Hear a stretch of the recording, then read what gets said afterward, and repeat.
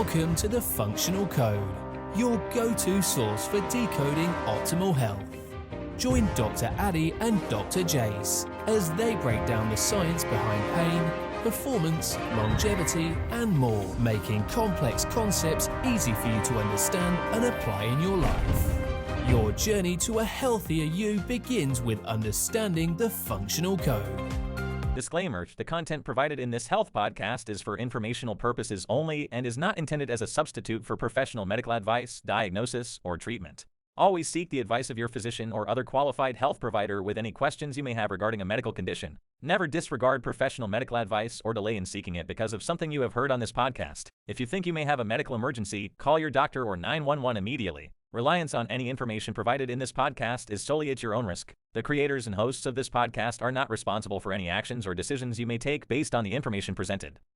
Welcome back, everyone. Part 2 of the body series. We have the neck today. Doc, it's going to be a good one today. Yes, sir. Part 1 was low back. Everyone who was able to join us for that, we're so excited. That was a fun podcast. Yeah, we dove into a lot of things. Yes, and I think today is going to be no different. We have a lot for you guys today involving the neck. Number one, we're going to just talk about, similar to part 1, we're going to talk about statistics and facts regarding the neck and the kind of the economics of that in the United States. We're going to dive into evolution of how we gained certain anatomical features of our neck. We're going to dive into the actual anatomy and physiology of the neck and what that looks like. We have a lot of things that accompany neck pain, headaches being one of them. We're going to dive deep into headaches, all the different kind of headaches that you can have and the differences between them. We're going to talk about common neck conditions. We're going to talk about the ways that they're typically treated versus how we think they should be more appropriately treated conservatively. But not only that, we are bringing high amounts of good evidence to show why conservative care would be a more proper way to manage it versus just medication and surgery.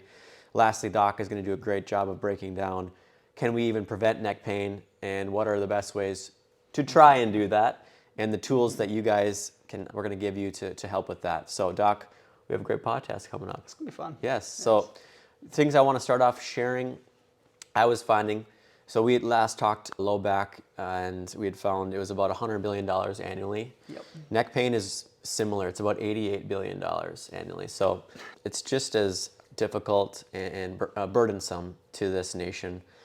What I do know is number one cause of disability we had talked about worldwide was low back pain. Fourth leading cause of disability is neck pain. So, oh, wow. Okay. Of course, they're similar. Just because, I mean, we had talked about the guidelines of treating low back pain. The WHO came out with that huge 276-page guideline. I hope they do something similar for neck, because I bet you there's a lot of things on that low back guideline that is probably going to be just as similar to neck pain. Oh, absolutely. You probably can treat the neck as close to the back as possible. You know, there are definitely a lot more different nervous system and anatomical things, but it's pretty similar. So, and then lastly that I found was any given time, the United States has 30% of people having neck pain. So about 30% of the time people have neck pain. So it's not going away. In fact, it's probably going to get worse. Over time, we have seen, we're going to talk evolution here in a second, but even 21st century, how we're evolving, forward head posture, desk, electronics, computers, we are de-evolving up top. We're not getting stronger. Well stated. And I know there's going to be a lot of things that we're going to see probably within the next 20 to 30 years on just how much we need to work on strengthening and posture when it comes to neck. And then, of course, the poor de-evolution of that and what the pain and associated diseases are going to come with just de-evolving there.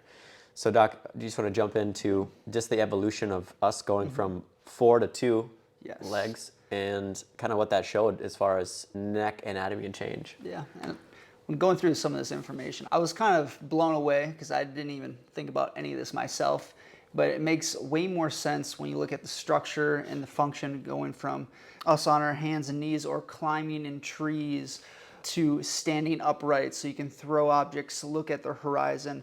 And there's one interesting change that happened. Now, how the nerves and the brain and the communication between those two and how they come out of the skull, there's a little hole called the foramen magna, and that is a small circle. Now that has changed.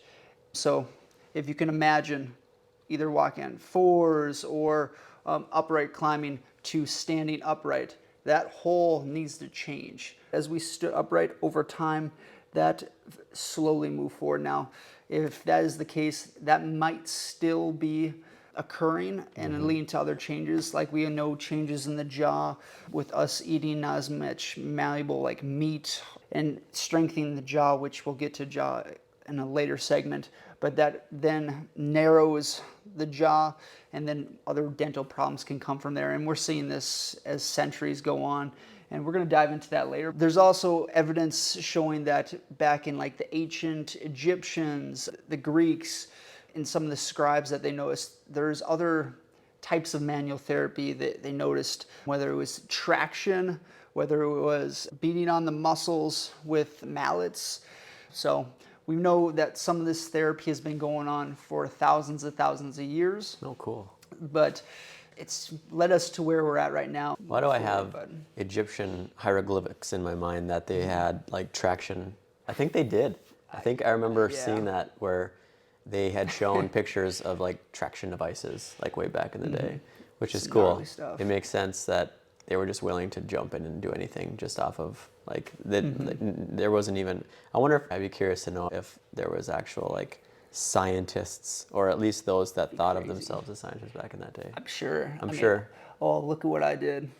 I released something, I feel way better. Yep. Come and then see me. Trying to explain that, right? Yeah. Anyway, that's cool. I know too, one thing that a lot of people don't understand, and that's especially when we are birthed, the appropriate extension we get when we're babies really does help to create what we call a lordotic curve, or it's that C-shaped curve. And it's that appropriate amount of stimulus that we need to have a good curvature in our neck. And the curvature actually is what is going to give us good strength and stability. So, Doc, if you want to jump in, really just dive into the different parts of the neck and why we do have that curve, and what does it do for us? No, and that's a good point. But it makes sense at this point. What Doc was referring to is when we're crawling hands and knees, learning to stand upright, forces our structure to adapt based on gravity over time. So that's where some of the lower back curvature comes from. That's where the neck curvature comes from. So parents with young ones, don't accelerate this process. Belly time is very, very important. Yes. But no, diving into the anatomy, now we have, in terms of the bone structure, there's bones in the neck, and then there's discs, which help for shock absorption, much the same with the lower back if you've been following us from last episode. Now, we want a reverse curve so we can hold your head against gravity over time. And for an average, our head weighs as much as a bowling ball. So imagine if you were hold a bowling ball, or any object for that matter, in front of you for longer periods of time. For one, I don't think anyone can sustain that for days on end, if not even hours. Right. Much the same with the small muscles and tissues in the upper back. So as we find ourselves in these positions on the computer, looking down in front of us, that brings our head forward, and that then leads to problems of the neck, which we're going to get to in a later segment. But in terms of the nerves and how they come out of the neck, that's these little yellow deals on this model here. And those supply some of the organs of the throat, but also nerves going down to the arms, also nerves that will play in and interact with some of the brain processes. So those are incredibly important. Now, the joints were naturally made to slide at almost like a 45-degree angle. Yeah. So moving your head, tilting your head, we have to take all areas of range of motion into consideration, because that tells us how some of these bones can be rotated. Now, going into some of the muscles, and this is much the same with every other part of the body. There's muscles that attach from the back of the skull down to the neck. There's muscles that go from each of these bones on the back side and connect with one another. There's others that go from the sides of each of these bones and connect with one another. And then there's different layers. So there's a deeper layer, and then there's ones overlying it. they were made and set there for specific reasons based on how we adapted. So when you look at cadavers, we know that the tissues, when we open up the skin, they look very similar, but you can break apart different thicker muscles. The thinner muscles close to the spine, they all kind of collaborate with one another. There's a lot of fascia or white connective tissue between those layers. And depending on what the person has, if they're younger or older, it's much easier to have an understanding. But as we're living right now, everything moves and gels with one another, especially based on movement. So we have the muscles, we have the structure, we have the nervous system. Now, one key part, this red string-like appearance, that is the vertebral artery. So that starts on C6, goes through the bones and up to the brain. And that's where other conditions of strokes or the misconception of stroke can come in play, especially via chiropractic adjustments. We're going to dive into that in a sec. But paying attention to how blood goes up to the brain and why the structure has a protective mechanism and has a bone structure specifically made to house that vertebral artery as it goes up to the brain. And that was designed there for absolute reason compared to any of the other areas of the spine. It's because our brain is and our nervous system is who we are. And that is something that the body wants to protect, much the same with the nerves that go out down to the body. But in terms of the whole body itself, there's layers and multiple processes going on, all relating to the neck, and the neck has a huge correlation to the brain. So, yes, love that. Yeah. The only thing I want to add Please. is we have 7 cervical vertebrae, and then I like this demonstration to kind of give you an idea of why our neck needs the curve. And it's, let's say you had, like Doc was saying, like a heavy object, and you were to put that out in front of you. Instead, go and take that object and just kind of hold it out there for a second, but then bring it back closer to you and kind of bend your wrist back like so. You're going to feel so much more stability and power in this angle versus way out here. And that's kind of what we are talking about with the uniqueness of our curves in our spine, because when we do have those curves, you can feel it right as you bring it back like this. Once we have this curve here, you feel so much more stronger and you have more stability holding that object up, and that object being our head. So no, that was great. That was wonderful. So when we don't have either the curvature that we want or other types of physiological changes, we notice either pain and or headaches. Headaches is usually very common with neck pain. And one of the most common ones is what's called a tension headache. Yes. And I would say that's pretty correlative to that forward head motion. And with what happens, like Doc is showing, that neck starts to come forward, and a lot of that tissue starts to become tighter, and it starts to change. And Doc, you just want to jump into a little bit of just the tissue themselves and what technically are they changing and how are they adapting to accompany that load? Absolutely. So much the same, if you can't hold the object in front, thus being the head, for longer periods of time, it's going to force other areas, typically upper back, where most people find that they have stress. This is also where some people have what's known as the dowager's hump, or their upper back has a huge rounding to it. Yep. That is often due to the compensation of the head coming forward just to stabilize it. There's not a lot of muscle, it's more of soft connective tissue, sometimes even adipose tissue, just to support the system. So that's one part bottom up. Now in terms of the tension headaches, what Doc was saying, when the head comes forward, pay attention to the base of the skull and how that rocks backwards. Pay attention also to the nerves. When this rocks backwards, what do you think is happening to these nerves? They're being pinched off or restricted, thus where with tension headaches we often find it's bilateral, so it's on both sides. It's often at the base of the skull, or it could be the sides of the head as well. It often comes with stress as the day progresses. Headaches can occur at the end of the day, or as the day progresses, it gets worse, the tension, and that's where we know it's more of a tension headache relating to others. It's usually worse with exercise, just because as you continue to contract or move that area, it can make it worse. And some of the best ways to know is, I would call it a band-like pain. So true. like Doc was saying, it's either on the back or on the sides. You know, the way that patients will come in and say, oh, I have a headache, and I ask them, okay, well, where do you feel it? And they'll almost do this motion. It's like, it's kind of like here, but it kind of comes around. And usually it's both sides. So I would say that's going to be well over 50%, maybe even more, of the headaches that people have are going to be a tension style headache. And Doc said it hit it hard. It's very stress induced. I mean, some of the times I've dealt with tension headaches in the past, that has been a huge underlying factor of mine, have been stress. When I'm usually more stressed and I haven't been moving my neck as much, I start to get that accompaniment of headache. And the biggest way for me is obviously moving, reducing that stress, and then what's called a jaw jut stretch, where you're kind of jutting your head backwards. That's kind of worked really well for me. That's So, perfect. yeah. God, I love it. So moving into the next common type of headache, migraines. And this oftentimes it presents either on one side, it's very intense, it's debilitating. Yep. There's a lot of light sensitivity to it, and it's also sensitive to possibly other means of either consuming chocolate, alcohol.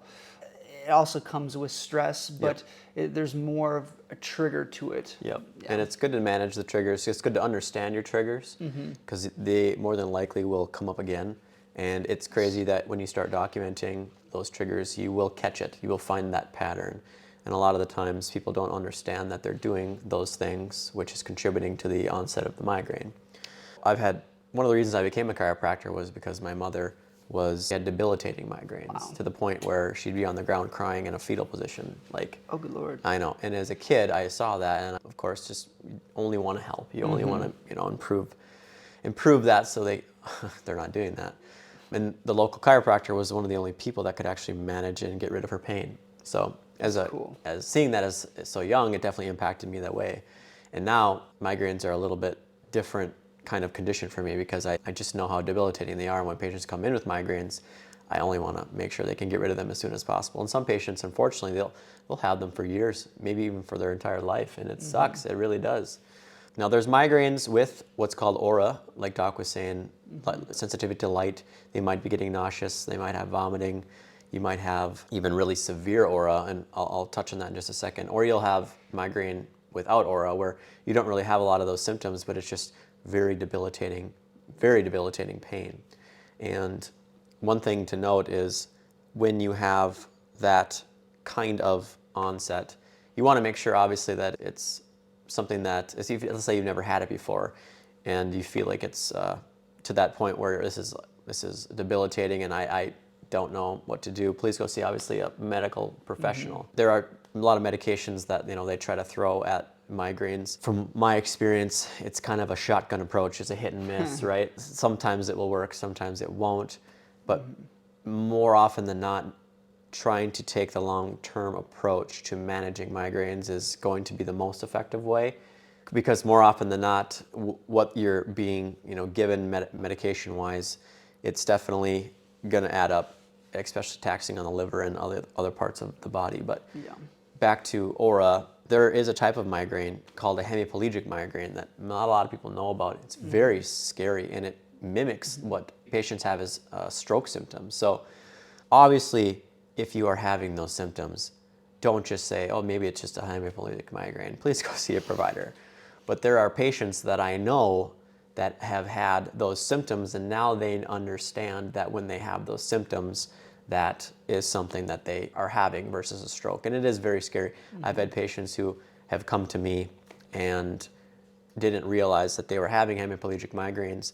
Usually it's after they went to the ER and all of their imaging and or assessment was negative for stroke, but they still even had some droopiness of the face. They weren't able to speak. They had dizziness, wooziness. They even maybe had one-sided paresthesia, which is very common with stroke. I mean, it's crazy how much of a hemiplegic migraine can mimic a stroke. So when you're having those symptoms, obviously don't just assume, please go get help. But those kinds of symptoms are definitely something to want to make sure you can manage and avoid. And that all comes back to me why I'm talking about this is the trigger. Triggering these migraines, you need to understand what is doing that so that you can avoid it long term. It's only going to help your quality of life. Absolutely. If you don't know, ask or Yep. find someone that has a good understanding. If they don't know or doesn't seem like they know what's going on, seek another professional as well, practitioner. Yep. Safe and sorry, multiple opinions help quite a bit. Yeah. Other things that can definitely impact migraine, hormonal changes, either closer to menses or even pregnancy, can make drastic changes in their symptoms. And then, like Doc, you said, different foods, alcohol, even just being around certain people, stressors, triggers. It's crazy how much that can change physiologically in your body. The next one is really interesting. I'll even have an interesting story about it. Please. Is what are called cluster headaches. Now, Doc, cluster headaches, I'm just going to kind of jump into how they present pain-wise and just what changes them differently between like a migraine versus cluster headache. Yeah, so cluster headaches are intense. They usually happen behind an eye or at least on one side of the body.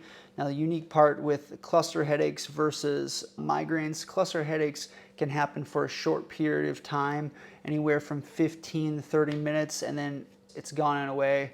And oftentimes it comes with presentation either with allergies or some environmental stress to the system, and they can be very debilitating. They can cause a lack of attention awareness, often even can encompass symptoms of like nausea, vomiting. But usually, and this is more rare, but it often comes with, in terms of males versus females, more occurrences males than females. But And that's funny with my story because I've gotten cluster headaches before. oh wow. One way that I would present, because I've had migraines too, migraines run in my family. I don't get them as much, which I am very grateful for, but the way that I would compare the two would be migraines, I can definitely feel more posterior up and to one side. Cluster headaches, it's like you took an ice pick and it was right at the eye. There's nothing else involved. And when I get cluster headaches, I only get them when I'm flying. And when you had mentioned the allergy portion of things, I do think it has something to do with certain sinus pressure. And for me, when I am kind of blocked sinus-wise and I am flying, there tends to be some type of barometric pressure change. And if I don't continue to focus, so what I usually do is I will chew gum. I will really try to massage my sinuses and try to keep the areas close to my eyes open. There is an area called the lacrimal gland, lacrimal sac, that I don't know if one of your friends have ever did this trick, but there are some people that can drink a liquid and shoot it out of their eye. Have you ever seen that before? I've seen it. Yeah. I think it's crazy. And I've never tried to do that. I have no idea if I can do that. But what I do know is the reason they can do that is because there's an opening there. And when that opening gets blocked for me, that is where that starts. So what I have to do is I have to keep that area open and clear. I have to keep popping my ears. I have to keep chewing my gum. As long as I can clear that pressure, I don't get the headache. Now, there have been times where I'll fall asleep on the plane, and I haven't been doing that throughout the plane, and it'll hit. And when I say it'll hit, the first time I ever got it, I was coming back from Mexico, and it felt, when I say 10 out of 10 pain, it was like 15 out of 10. Oh, wow. It was the scariest thing I've ever had. It was so weird and so debilitating. Like, I could only focus on that, and I thought I was dying. I had no idea until I obviously started doing more research. And then it went away. It went away after about an hour. Okay. So no, that's what I would compare the differences between like a cluster headache and a migraine. So for those of you that ever have had that experience and didn't know how to remove it or make it go away, maybe try that just to see if that'll help. But that was just obviously one person's experience. But I'll tell you what, I would have done anything to know that at that time to get rid of it, because it was Peace of mind. Oh my gosh, it was awful. And then just even differentiate that cluster headache versus sinus headaches. Sinus can be similar, but it's not as intense. It's more of an annoyance, that pressure buildup. But usually with sinus, much the same how he went about it. You open up or bring pressure on the outside of your nose outwards. You can pulsate a little bit. You can also go right above the inside portion of the eyebrow, pulsations, and then outward pressure. It's pretty much localized, intense pressure behind the sinus cavity, either between your eyes or in the back behind the Yeah. nasal cavity. Not necessarily at the eyes. I'm sure some have had that, but it's more common. I almost explain it as if someone is like taking their palms and just pushing straight at your maxillary sinus and just like pushing and pushing and holding, like almost like a dull, just really strong ache, either around the brow or right at the maxillary sinus. That's kind of how I would put it. And so with that comes changing in the seasons, obviously food sensitivities, food allergies. We do a lot of testing which can help understand which pollens and other outside foliage is going to be attributing to that, but food even too. There are times where that can cause that inflammatory response, and of course the sinuses is a big area where you can have congestion and other types of buildup with that immune response. Yes, absolutely. No, that was good. And then of course with sinus headaches can even come sinus infections, and that's a way more intense pain, probably even accompanied fever. If there's an infection, you're going to have a fever, you're going to have even maybe a feeling of chills, sickness, those kinds of things too. Yes. And then lastly, we have hormonal headache. Doc, you just want to touch on that quick? Yeah, so this often comes with more females than males. Obviously, there's different chemicals and hormones that are different between the male and female. It can come at a certain time of the month for some individuals, and it doesn't happen all year round. It can come here and there. It can be spurts depending on person. There's also environmental stresses with this. Now, if you're having consistent hormonal migraines, headaches, that's where you want to see a practitioner, and they'd probably look into some of the blood levels a little bit more. They'd probably do a few other tests to see how the chemical imbalance is throughout your whole system. But not often that we see it happens, but it doesn't happen frequently for each person. Yeah, and I would say it almost presents as a headache that you, in the location that you're having it, you've probably had it there before, but it is just worsened upon those months or days of the month that the chemical changes are happening. So it's probably a patternistic headache that you've had, whether it's in the front or back of the head. And then, of course, when those hormones are changing, you're having that same area usually. It can happen maybe at different parts, but for most people, it's usually one place that they're having it as far as like a pattern. Yeah, good point. So that wraps up headaches. With headaches, though, obviously, if you're not understanding why you're having a headache, especially ones that are new onset, never had, please go seek a practitioner before you start jumping into treating it yourself, because new onset headaches is usually not a good thing if it's a really bad one. So just want to obviously leave that with you. Next up, Doc, we're going to talk neck pain, neck conditions, and common conditions that we see.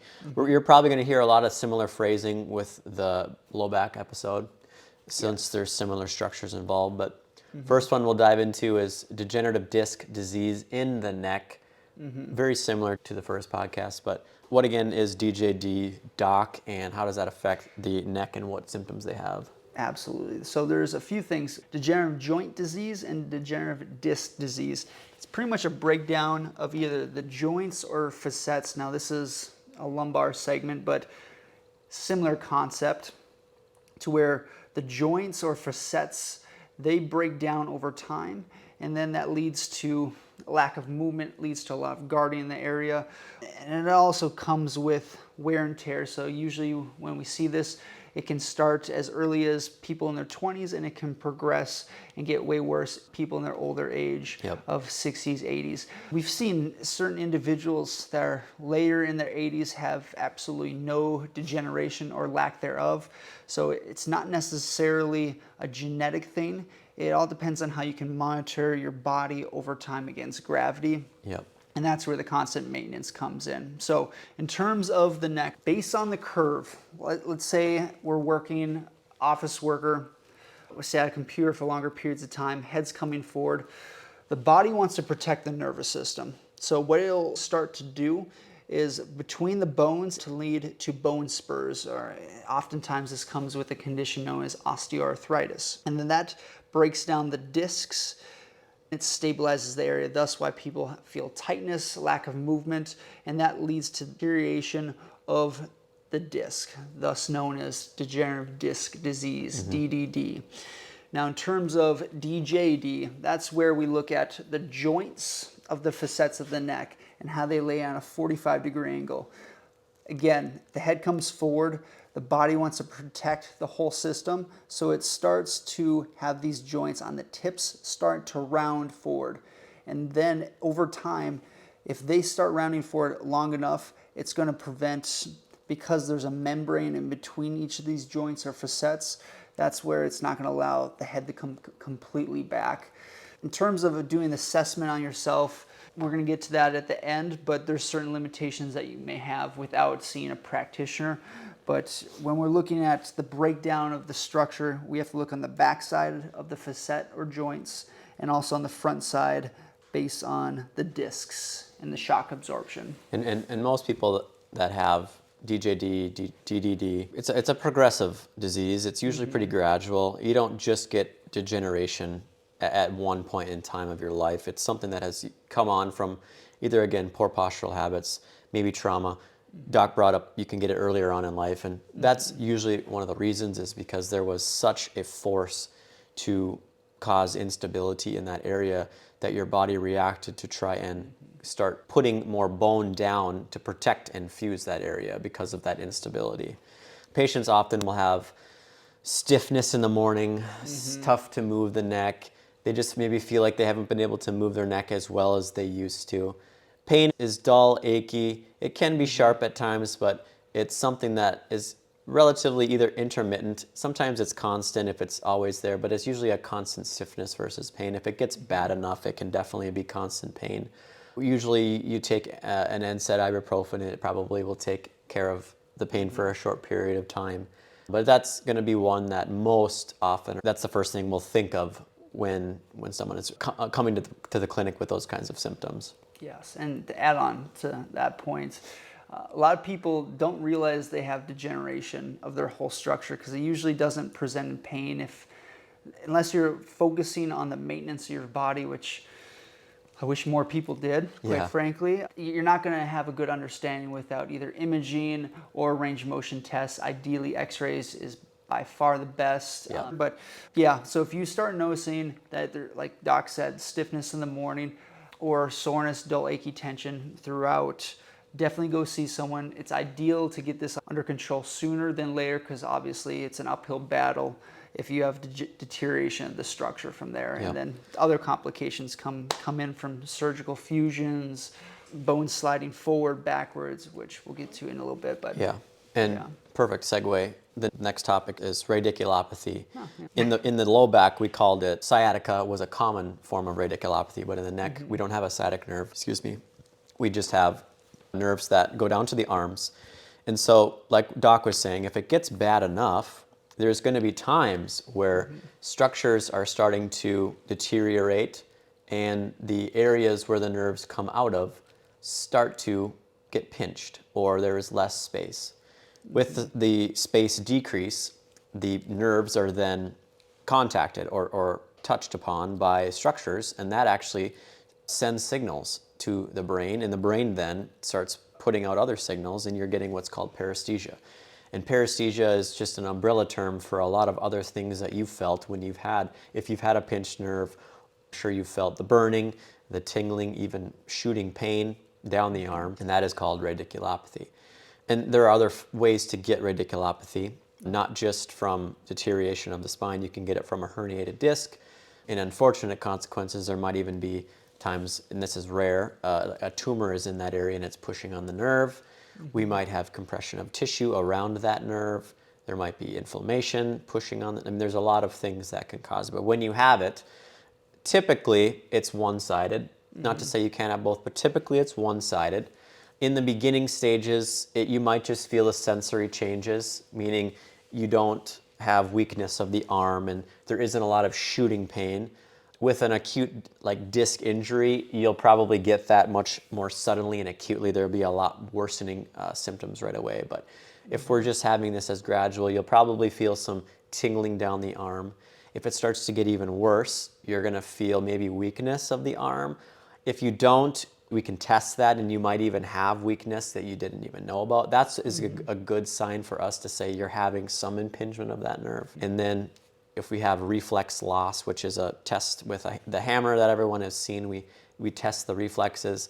If those reflexes are present, that's usually a good sign that it's not as bad. If it's lost, then there's that sign that we have compression of that nerve, and again, we're having what looks to be radiculopathy symptoms. So with radiculopathy, the first thing on our minds is to make sure that we can stop it, because if it does get bad enough, which I've seen it before, where patients just had it and they pushed through it, and there was a time where I had a patient who was a farmer, and he would come in and I'd say, you need to go get this looked at. He's like, nah, it'll be fine. I'm like, look, I really think you need to get this looked at. It's looking really bad. And he's like, no, I'm good. I just got to get through harvest. And I think it was right after harvest finished. I hadn't seen him in a while. And it turns out through the grapevine, he woke up with complete paralysis of his arm one day. And he had to have immediate surgery to get what's called decompressive surgery, where they chunk bone off in your neck to relieve that space so that the nerve is not being pushed on anymore. It's invasive surgery. Again, just like the low back podcast we talked about, those surgeries can cause a lot of instability, and it's only going to be worse over time when you have that invasive measure happen to you. So, Doc, anything with radiculopathy you want to add? Yeah, if you have any signs of numbness in your arm when you're sleeping or when you wake up, that's, for most of the patients I see, that's the first thing that they notice. Yeah. If you're starting to notice symptoms in like your early 20s, 30s, it's still something that there could be either a misalignment of the bones, the facets pinching up from the nerves, thus why you're having that, and or the position you're finding yourself in. Oftentimes when people lay on their stomach and then turning their head to the side, over time, you can imagine how the nerves can be pinched off, thus cause this weird numbness, tingling, and whatnot. So pay attention. First signs of numbness, tingling, immediately go get it checked out sooner than later. Yep, usually not a good sign. And misconception there too, I like you brought that up. Young people can get herniated discs. Yes. I mean, it's not as common, obviously, but if you have a manual labor job, you're working very strenuous activity, or you're a heavy bodybuilder, that load can absolutely cause an onset of a disc injury. You don't have to be in your, what we would call middle age or older age. I'm not going to throw years out there, but you don't have to be at those ages to get a herniated disc. It can absolutely happen when you're younger. So don't think that just because you're young, you're not prone to possibly getting those as well. And then we kind of already hit on facet, Doc, but just facet syndrome, we've talked that in the low back too, but if you just want to talk quick on facet syndrome in the neck and what that looks like. Yeah, so facet syndrome, that's where it doesn't allow the glide between the joints or facets on the neck.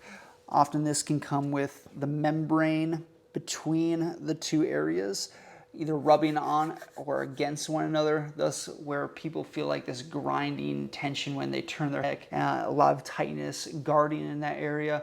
Over time, facet syndrome comes with either compensations throughout the body. It usually just doesn't start at the facet joints.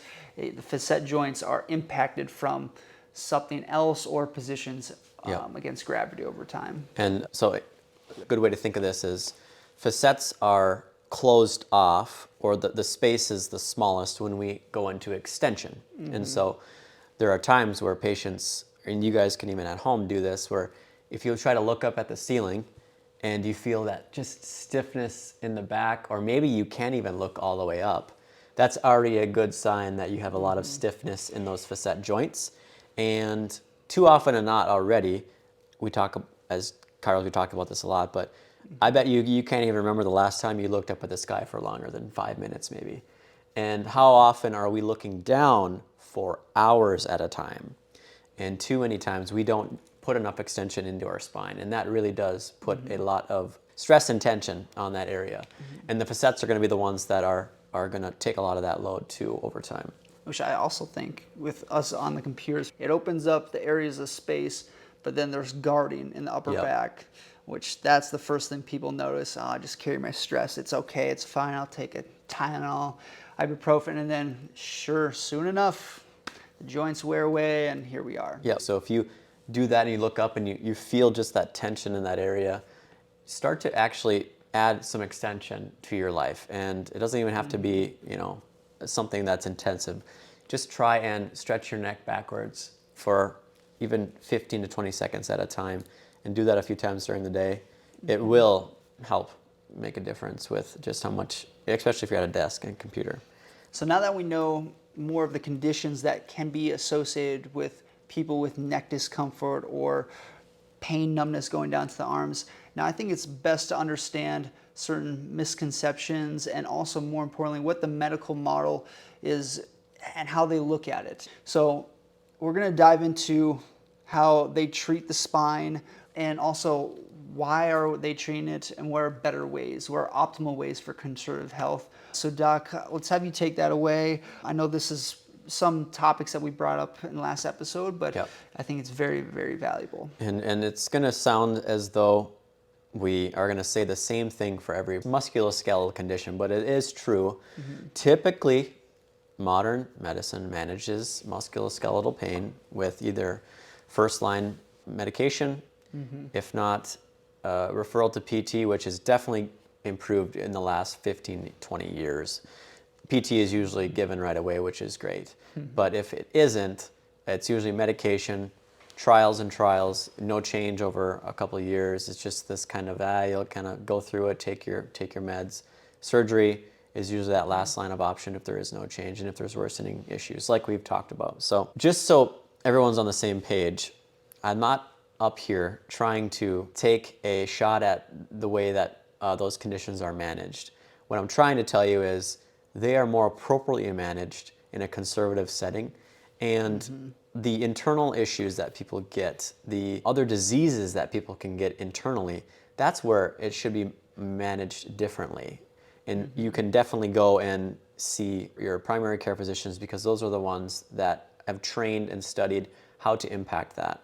Now, when it comes to musculoskeletal issues, what we found over time is medication is absolutely not a way to manage your pain over time. It just will not take care of it. It's a mask at best, and it's only going to set you up for something worse down the road, because you're not taking care of what's usually present root cause. Yes. And so I know you feel like you've heard this before, but I'm telling you, you are not going to take care of this with medication. It will not happen. I will bet 10 times out of 10, if you're younger and you've been already taking ibuprofen for your lesser minimal pain, and both Doc and I played sports, we've been in those locker rooms when those ibuprofen bottles are passed around. We know what that environment looks like. We know the culture.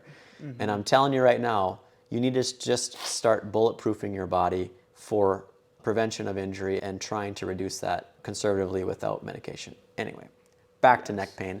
Neck pain is usually managed with NSAIDs or muscle relaxants right away. It can help short term, but most guidelines say please don't use this over time to manage chronic neck pain. If it gets bad enough, then when I say bad enough, it's going to be that, like we talked about, the radiating pain down the arms, you're having weakness of your arms, or you're just having the debilitating pain, which is taking away from being able to do your job, able to focus on work, even quality of life, and depression is setting in from the pain. That's where obviously you're thinking, okay, I need something quickly to help relieve that. Now, surgery is going to be an option. They're going to talk to you about that. And there are times where surgery has done a great job to reduce pain, especially in the short term. It's the long term that I'm always going to talk about, because that's all that I'm interested in. And I know that for some of you, a year's worth of pain sounds like you would pay anything for. Pain relief, a year's worth of pain. And I get that. If you've been in pain for many, many years, you're thinking, man, the next year of no pain, I would do anything for that. And it sounds tempting. But what I'm about to show you, I don't want to dampen your spirits, but this is why we talk so adamantly about this, is because we have yet to see anything that actually takes care of it in the long term. Yes. And surgery is no different. So surgery versus conservative care, this is just for neck pain overall. It was a systematic review. Again, it's just a large review of the evidence. Most studies found a high risk of bias, meaning, and bias is important, it means that the authors of the studies had an incentive or had a reason for those outcomes to look good in favor of the treatment that they were doing, and that would be the surgery. So That would be as though we had two chiropractors sitting up here telling you all of the evidence of why chiropractic is going to help everything. There's bias. We have bias towards that because we are chiropractors. We want the evidence to look good.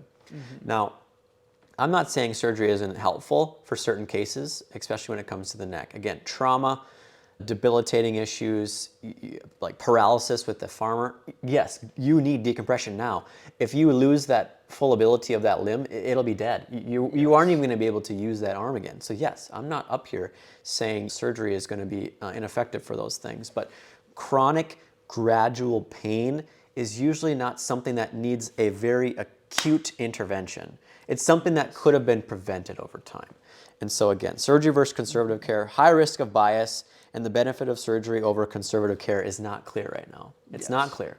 So what that means is conservative care, what we do, alternative care is maybe another name for it, exercise therapy, manual therapy, chiropractic care, acupuncture. We're going to get into all that in a little bit, but that is where you should start. And that is where Doc said in the last episode, not just for a week or 4 weeks, give it some time, months to maybe even a year. Like, if not multiple years. Yes, and really try to put function at the forefront and versus the pain. I know pain is no fun, but if you can find a provider who actually understands how to treat this, the pain will go away, or at least it will be minimized. It's the function that's most appropriate, because if you can maintain function over a long period of time, pain will be minimized. Yes. Good statement. Next up, we have anterior cervical discectomy and fusion. So again, this is where that disc is gone. You have very little bit of space left, and they're basically just thinking, I need to remove that area. Maybe there's herniations or other changes to that disc. They remove that area and they fuse it up to stabilize that area. And again, it's a very, very invasive procedure. Most of the time it's done in the front of the neck, which, if you can believe, there's a lot of very important structures up front here, and that's a typical way that they usually have to go through and do that. So anterior cervical fusion without radiculopathy or myelopathy. So this is just for those who have had so much pain in their neck. They aren't having radiation, but it's come to a point where they feel like that's the only option they have left is fusion. And again, that's sometimes just the education that they're getting. We almost have this internal understanding of how medicine works because that's just what we've been kind of trained to think, which is if I have a certain pain and it's not getting better and I'm a certain age in my life, I should probably just do surgery. And that's such an old or outdated concept in my opinion, and I think there are better ways to manage it. And so this, again, was done for patients who had a lot of neck pain. It didn't have radiation, but what it found was there was low evidence to suggest that patients should receive this surgery. Now again, with radiculopathy, other debilitating diseases, that's a different story. Again, back to the farmer. Now I'm just saying, if you don't have those symptoms, please don't choose to do an invasive procedure like that. Please don't. Try other procedures first. At least get multiple opinions. Yes. Yeah. Lastly, surgery versus non-surgery for radiculopathy. Okay. Now this was a big randomized controlled trial. Randomized controlled trial means that they took a lot of the bias and they tried to take a lot of the variables out that could sway a study's outcomes. And it showed that surgery plus PT had better improvement by year 1 follow-up. So that's great. But no statistical significance in improvement at 2 years follow-up. Conservative versus surgery. Surgical plus PT versus just PT. So what we're saying is, yes, in the 1 year time span, surgery plus PT outperformed just PT. It was. You had better pain results and probably better function. What it didn't do, though, was at 2 years, PT alone was just as good. Meaning you went through and had that invasive procedure, and at 2 years, had you just been doing PT, your outcomes would have been the same. And when I say this is an invasive procedure, this is an invasive procedure. There are a lot of very important structures that they are close to when they go and do this procedure. I'm not here knocking down surgeons. I'm not here to say that I know anything more than they do. I'm just saying in certain instances, there definitely needs to be more opinions that you're getting versus just choosing to do that surgery first, because what we see is conservative care does do a great job at managing these certain conditions versus obviously debilitating, traumatic, awful instances, yes, where surgery is needed, and I'm grateful for. Yes. So that's all that I'm saying. Yeah, and then when people do have surgery, much the same with when I brought this up with the lower back, when bones or two segments are put together, it forces compensations of movement above and below that area, and over time, it's going to break down the whole structure. So going back to what Doc said in that study, at the 2-year mark, same. Imagine if we looked at a 10-year mark. I bet probably my whole life savings that the surgery would have been way worse versus the conservative route. So, and long-term approach. And oftentimes, there might even need to be repeat surgeries. Yes. And I said this in the last podcast. When we have to repeat something, in my opinion, the first time you did it was a failure. Yep. So why would you repeat it? And again, when you continue to recut that area open, you're only adding insult to injury. Because again, every time you go in and add more scar tissue, it just takes away from the healthy tissue that is there, that is supposed to help heal the area that's injured. Yes. I mean, if you think about like a cut on your arm and how that heals up and scars, the same is true from the internal organs, tissues. If those are cut, it's going to lead to then what Doc was referring to, scar tissue, or tissue that's not laid down in a proper formation. So if this was a healthy muscle, that's a good example, able to contract, relax, but with scar tissue, it's laid down almost like a jumble mess, and it doesn't have the contractibility. It doesn't have, it has way more pain fibers. And it's weaker. Yeah. Too. Exactly. I think it's like 80% as strong. Yep. So, healthy tissue, 100%. This fibrotic tissue is about 80% of strength. So that's what we mean by it's not as stable, because it doesn't have as much strength or tensile strength as a healthy tissue. So that's kind of what Doc was stating. And that's a good example, because when we train and we try to rehab patients, we want you to be able to do the utmost amount. And that is going to come with having the ability to have full range of motion, full tensile strength, so we can load everything as much as we can to, again, we'll get to this later, but prevent things from forming. We've talked this in the longevity episode. Over time, it's muscle mass and healthy muscle mass and strength that's going to give you longevity in your life. And fibrotic tissue, of course, is just going to limit your ability to do that. Moving forward, we had kind of prefaced this before, but there is a lot that comes with conservative care of chiropractors and neck pain, and that's going to be stroke. Now, I don't know, some of you might have even heard this, some of you haven't, but there is a lot of unfortunate media that gets put out there involving chiropractic manipulation and stroke. Now, before we dive into this, I do want to make one thing clear. There are times where patients will come into a medical setting. I'm not going to say just chiropractors, because that's not fair to just single them out, because this happens in other medical settings too, where an inappropriate examination was done and they really did not rule out or did not look at the symptoms involved with the patient, and they missed that a stroke or vertebral artery dissection was happening. Now, it can happen in a medical setting, it can happen in a chiropractic setting. Regardless of where it's happened, there is just as much of a chance as someone having that symptom of a stroke, or even actually having the stroke in a physician setting versus a chiropractic setting. That's one of the big pieces of research that has been done. And so we now know through evidence that the chance of you having a stroke, if you've had some underlying trauma to that artery, there's a just as good a chance of you actually having the full stroke at a physician setting or a chiropractic setting, no matter where you go. Now, that is something that is important, because what that means is that progression was going to happen anyway, no matter where you went, and it wasn't the manipulation that cascaded it.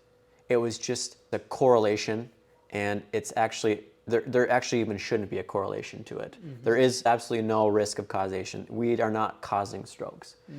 Now, to say that there hasn't been times where the examination was missed, and there shouldn't have been manipulation done because they shouldn't have touched that patient anyway. They should have been referred to an ER visit. Yes, it's unfortunate. However, it's the exam and it's the recognition that's most important. We're about to just jump into why manipulation has very little, if not any, effect on causing stroke. So, Doc, Happy. do you want to jump into just stroke and incidences? Yeah, and going to school, knowing that this was a possibility, knowing that this was out there, like when we're trying to heal and help people, we have to know all things that could happen. That's why schooling is as long as it is especially as long as like a medical doctor, just training in different areas. Now, when we're looking at the vertebral artery, and even with some of the research along stroke, they're saying the studies it could happen 1 in 2 million. Like that's how rare this happens, and much like Doc said, oftentimes you have to look at the specific cases in which it happened to, because there could be other things going on. Now, going back to the structure where I said how the vertebral artery goes from C6 all the way up and through that little circle, foramen magna, that's where the main concern is, especially on the top C1, C2, and how it goes out of C2, around, and then up to C1, and then back up into the skull.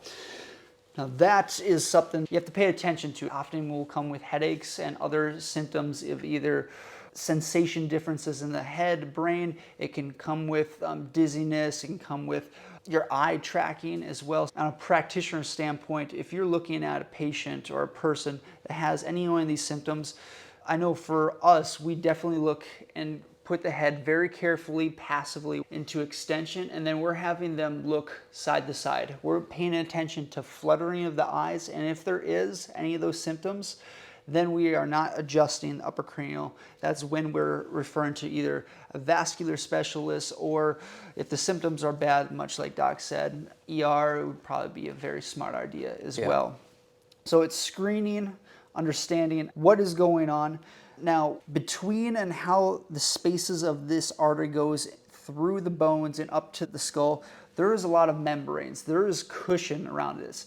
Like the chiropractic adjustments are quicker, yes, to get the bones to move, but they're not moving that much. And there's enough space for most people in the area where the arteries come up and down to up into the brain, to where there is enough give that this has a very, I almost to say, almost no chance of injuring the artery unless there's other conditions of like atherosclerosis, connective tissue disorder, something that's where you're more prone, right? But in a healthy subject, right? Because much of the same with this model, what it's not showing is the ligaments and tendons that stabilize the structure, because all of us are not like owls. We can't turn our head in a whole 360 degrees.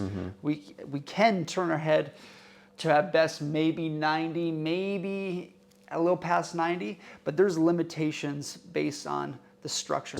I have a good study coming up that addresses that too. Oh, even better. And like Doc was saying, a good screening is needed. And now I'm not going to jump in and explain all the screening that we do. There's definitely a lot of things that you want to make sure to assess and hit on first before you can rule in or rule out anything. Really, what's tough to note is the two most common signs of vertebral artery dissection is neck pain and headache. And how many people come in with neck pain and headache? And that's why it's so important to take a step back and truly understand what are the other things that accompany neck pain and headache when having those instances. Like Doc was saying, there's nystagmus or fluttering of the eyes.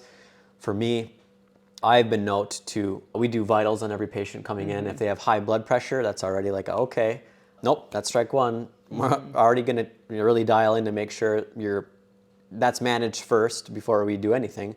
Pregnancy and high blood pressure is like that's a really tough one. That's cautious there.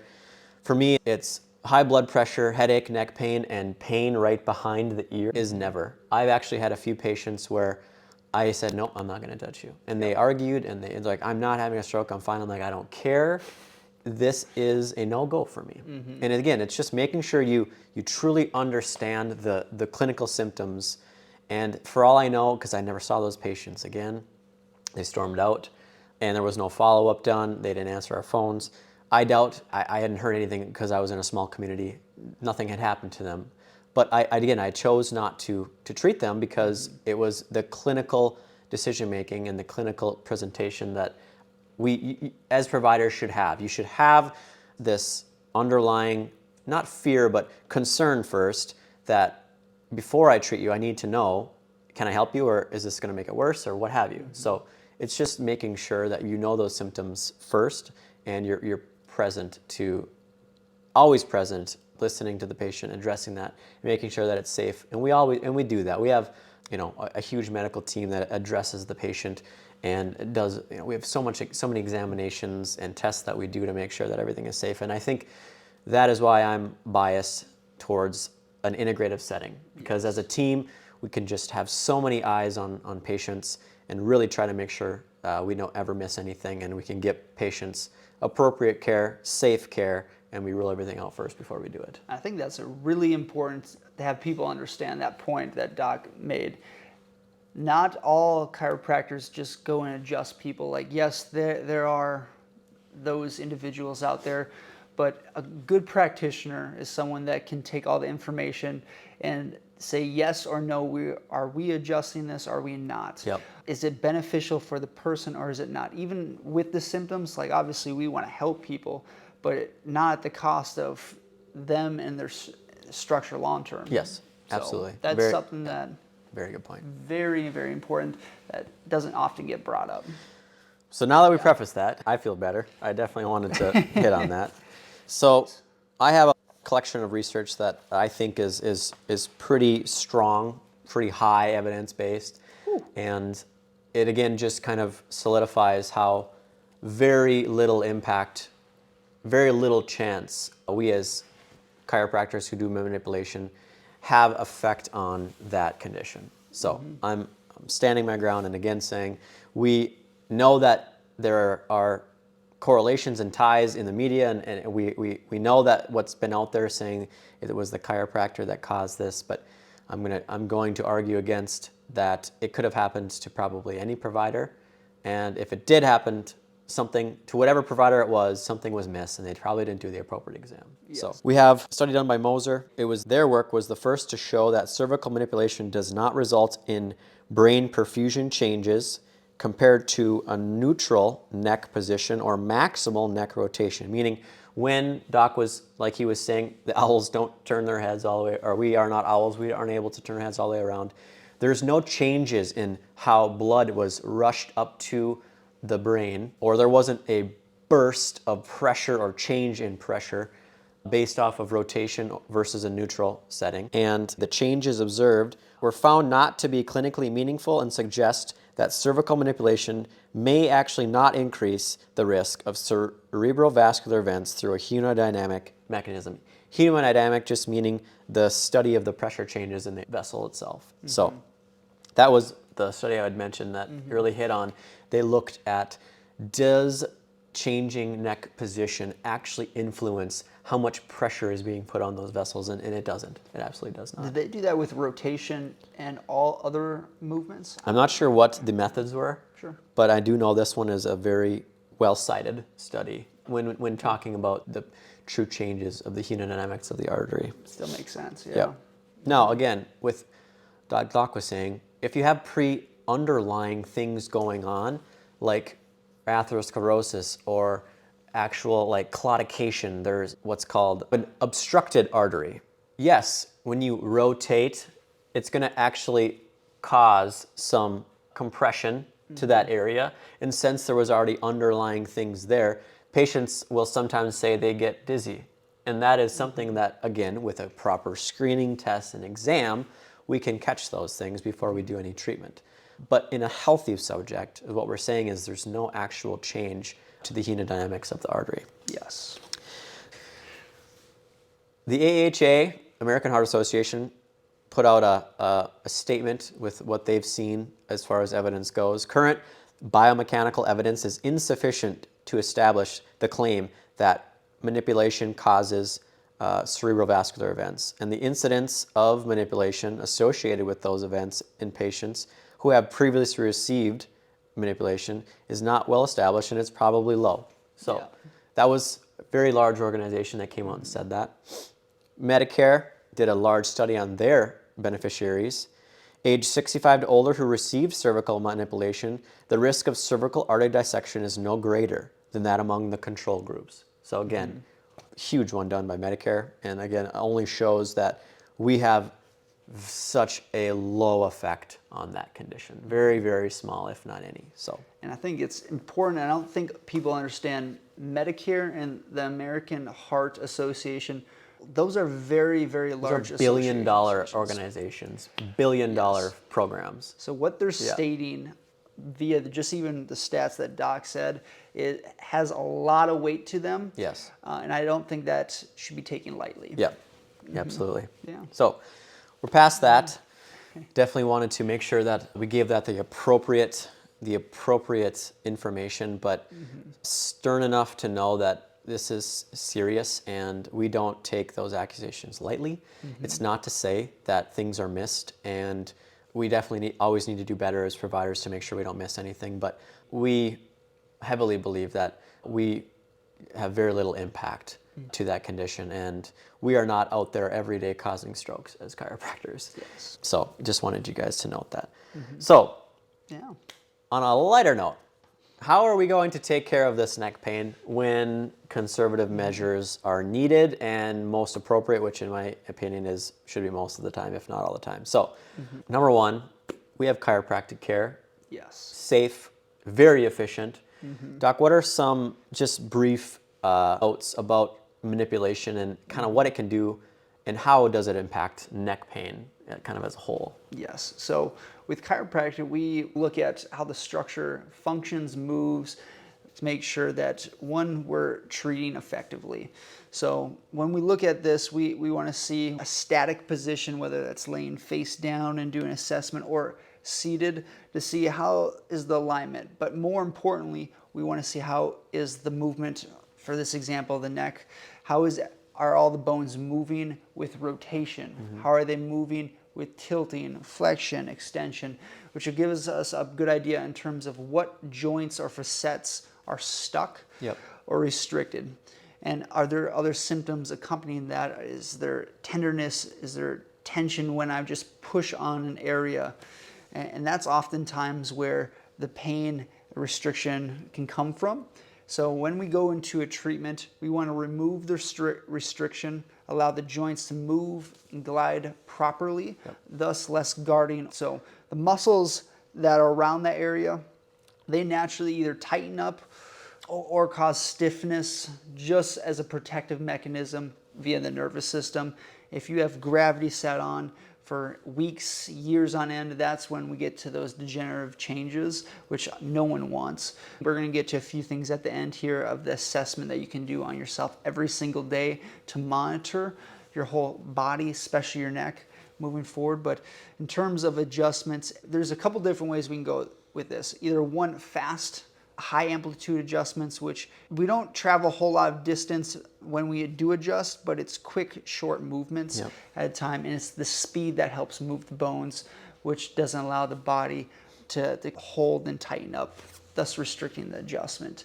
There's also other ways to where we can slowly mold the bone back into the right place, but that's via muscle contractions with movements at the same time, and then holding almost like a pin and stretch, depending on what bone you want to move and the areas above and below. And that, I don't want to go too specific with that.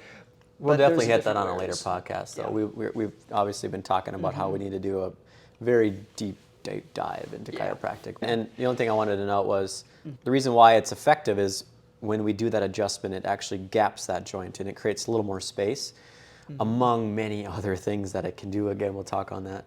And there's a lot of nervous system input, which is where the pain aspect comes. And we have the ability to impact those pathways to reduce that pain. So not only are we impacting that pain mechanism, we're gapping the joint, creating more space, which is, like Doc said, it's creating more glide, and we have better ability to move that area. And why that's important, back to workspaces, when we can get full range of motion, we're getting full ability to clear waste products, we're getting better ability to have full motion strength and, again, longevity of that joint. Yeah, we're trying to actually treat the root cause Yep. instead of cover it with Band-Aids of medications, which just alter the signal, but leaves the structure as it is and it deteriorates long term. Yep. Yeah. Next up, PT or exercise therapy, which is something that we do heavily in this clinic, and we think it should absolutely go hand in hand with what we do as chiropractors. Yes. Before, obviously, again, we'll probably touch on a lot of those modalities in the future, but briefly, Doc, why is exercise and PT just so efficient at managing neck pain? When managing neck pain, especially the muscles and structures around the neck, there's white connective tissue made up of ligaments which connect bone to bone, and also tendons which go from bone to muscle. Now those have restriction barriers which limit excessive motion, thus the owl analogy.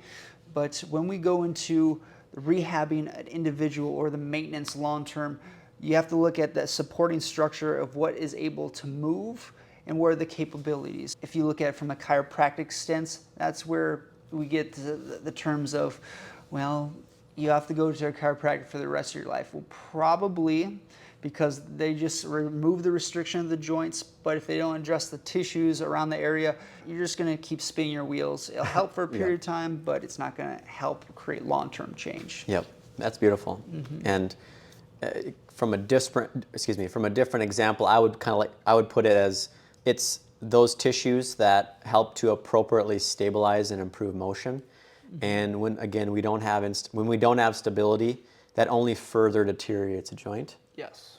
And when we don't have strength, that only further loses our ability to have longevity of that joint. Like we said, strength, muscle mass, huge indicators of longevity. So that's why I think exercise probably can be used for almost everything, musculoskeletal and more.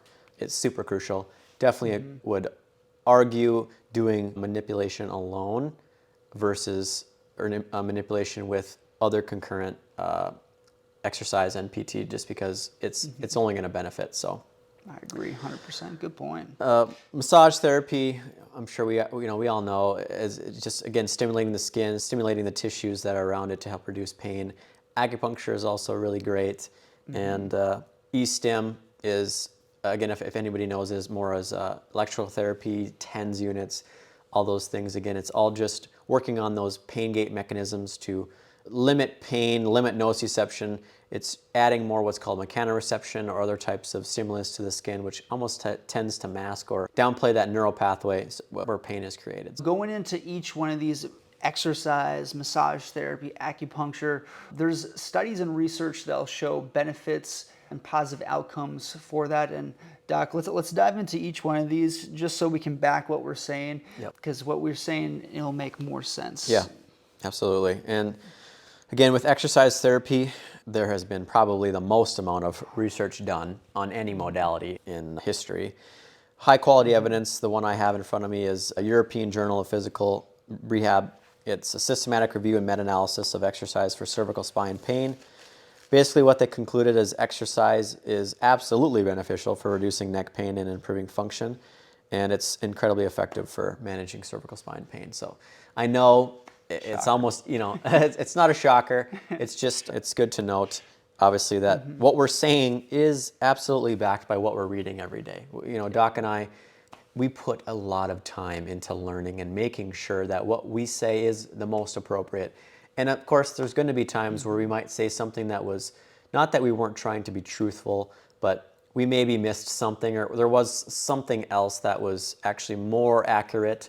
And hey, we're okay with that. We know that things are going to continually to evolve and change in science, and that's what being a doctor and being a scientist is. It's making sure that we are caught up on the most accurate and evidence-based things that we're doing until something else changes. And then when it does, we're going to go with that. So practitioners practice for years on end and things change. If you're a practitioner and you're doing the same thing that you were doing in the 70s, 80s, there's a lot that you have to get caught up on, and there's a lot of stuff that has changed since then. You know what, cool, this is something I always thought it was cool. Before, I think, the 2000s, the body of evidence, body of research out there regarding healthcare and just in medical science. Quality research, yes. It doubled about every 10 years. Oh yeah, I remember you told me that, yeah. Nowadays, the body of evidence doubles every 73 days.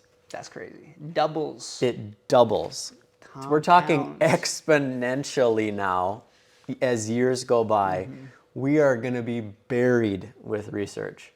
Yeah. And that is why it's so important to make sure that you are keeping up on what is out there and what people are finding, because it's only going to come quicker. We are in the age of AI and information now. I mean, it's going to be fire hoses. Yes. And as providers, it's kind of scary. It's like, how are we going to get to that? I'm hoping AI is going to help us to Totally. try and solidify what is the most highest quality and what is the best evidence, so that we don't have to sit and I mean, thank goodness for ChatGPT, because I used to had to take hours to read research papers, and now it has drastically reduced my time being able to help me analyze what's most important. But yeah, It's mountain notebooks I have at home that just sit across the ground, and my wife looks at me like, "What are you doing?"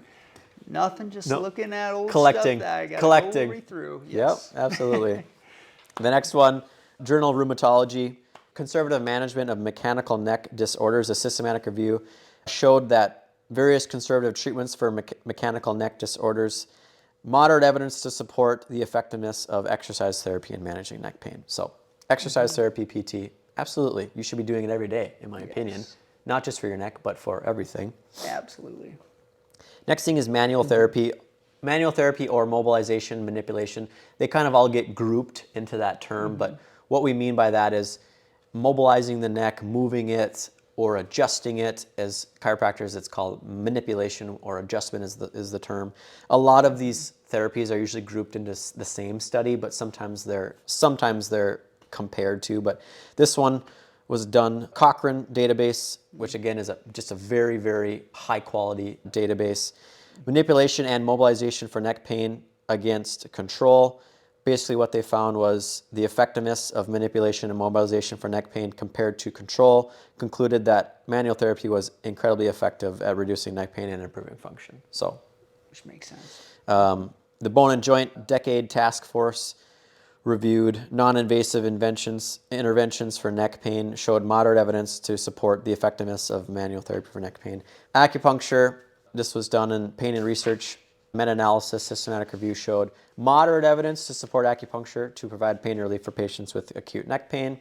We have yoga, actually, in the Pain Med Journal, which is a pretty good journal, showed long-term effects of yoga on chronic neck pain, having moderate evidence to support the use of yoga for managing neck pain over a 12-month period. I'm all for long-term pain management, and I love yoga. I do hot yoga. I think it's not only for managing pain, but for stress, clarity, and just taking and managing the amounts of stress that we have on the world that I live in.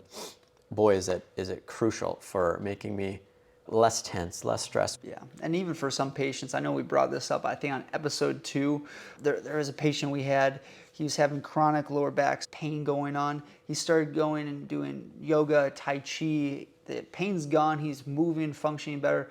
It's how the body can move throughout gravity in a pain-free range of motion throughout areas and other movements that you typically don't find yourself in. So yeah, huge positive. Yoga's awesome. Yoga's awesome. Believe it or not, heat and cold therapy, which I still feel there's a lot to be researched on when it comes to heat and cold therapy. I couldn't believe I found this study. I've been looking for a study like this for a while. Now again, I'm still a little cautious with this study, just because I do know that there's still a lot to note about heat and cold. This was a review from the Journal of Rheumatology, but it just showed the efficacy of heat and cold therapy for neck pain by osteoarthritis. Had moderate evidence showing that it can provide some short-term pain relief. And I think that's what I want to know. Electrotherapy, again, we had talked about stim units, TENS units. This was Current Pain and Headache Report. It was, again, just a big review. Showed it was not specifically focused on neck pain, but just pain regarding neck and back pain. Provided insight into the use of electrotherapy. And it just showed, again, good moderate quality that it can help reduce pain in the short term. Yes. And then lastly, education and ergonomic intervention. Now, This is long term. This is where I think a lot of people need to understand if we're going to prevent a good word, because we're just about to get into that. This was a 10-year study, and it showed that there was a huge burden and determinant for neck pain in office workers. And of course, when you had education and ergonomic interventions, it can actually help prevent and manage neck pain long term in occupational settings. So we can talk all day on obviously moderate modalities involving what we do, but why is it so important for us as providers to talk and to use the words that come out of our mouth as other forms of treatment is just exactly for that. When we can educate and improve good ergonomics in the workplace setting, that's going to give us the best chance long term to prevent neck pain. So that's what I found. It's pretty much giving people the tools and understanding of how to use their body in the maintenance long term. Yeah. And I feel like schooling early on should have done a much better job with that. But I think that's where practitioners in the same field definitely need to take on more of a role of the education aspect. So now that we finally got to prevention, Doc, like I've always asked you, can someone fully prevent neck pain? If not, what is at least some ways, tools that they can use to limit neck pain moving forward, obviously in the future? Yeah, so to completely prevent any type of pain, and prevention is almost impossible. And I said this in the last episode as well. It depends on what goals you have, what treatments you find yourself doing, and that will depend on what barriers or limitations your tissues specifically can go through. So when you look at preventing any type of injury, you have to take in consideration one of which what common positions you find yourself in. So for the neck, for the example, if you're an office worker, you must know that your head's going to be coming forward, arms forward, shoulders rounding forward. That's where, can you combat that by bringing everything back, bring your head back, and take time throughout your day to do movements in the complete opposite direction and have and sustain those positions and or build up the capacity or strength of those tissues in the back. I think it's important to understand and know the assessment portion. So I'm going to dive into the neck and how that moves independently from not only the jaw but also your shoulders and upper back. And how we want to go about looking at this is when we look at the neck, we don't want to move into any areas of pain, especially sharp pain. This is either known as neck cars or controlled articular rotations, or workspace at how much can you move your head throughout the biggest range of motion you possibly can. So we want to start by tucking your chin down, sweeping across, tilting, and then coming back around, big circle, reach, slide, and then opposite way, all the way back and around. If you notice any sharp pain, like let's say I come back around, especially into extension sharpness or there's tension, you can go around the area and then continue in both directions. Then just pay attention to that area as you're moving in both clockwise and counterclockwise direction. Over time, we want to influence the tissues around the area. So if you've noticed a stretch on that exact same area in which you were holding some tension, turn your head in the opposite direction so we have a little bit of stretch in that area. Hold your head and put a light muscle contraction into resistance, about 25 to 50% intensity, and then the opposite way, 25 to 50% intensity, somewhere around 5 to 10 seconds. That'll open up and allow blood flow, neural flow to the area for the tissues and structure to start healing. But if that still remains for a period of time, then you want to go see a practitioner, physical therapist, chiropractor. Highly suggest that. So you can do stretches. If you're going to do stretches, like I said, you need a muscle contraction into the stretch, hold, and then away from the stretch. Anywhere from 10 to 20 seconds at a time. Thus, so the tissues, when you stretch, don't recoil back to what they're used to. The cells of the tissues communicate only in way of forces.